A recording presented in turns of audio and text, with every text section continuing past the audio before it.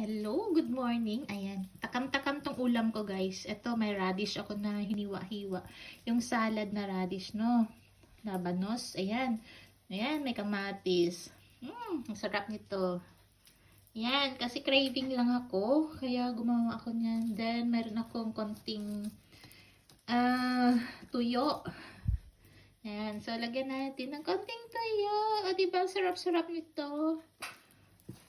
Miss ko talaga pag pag ganitong mga foods. Ayan. O, diba? Yan. O. So, ito na. Sarap na yan. Sobrang sarap na yan guys para sa natin. Sa ating pagkainan. O, diba? Kulang na lang ng rice. Nagsasaing pa kasi ako. Naisip kong gumawa nito kasi merong naiwan na radish. Kaya sabi ko anong gawin ko. Kaya yan, ginawa nating salad. O, diba? Sarap. O, sige na. Thank you for watching.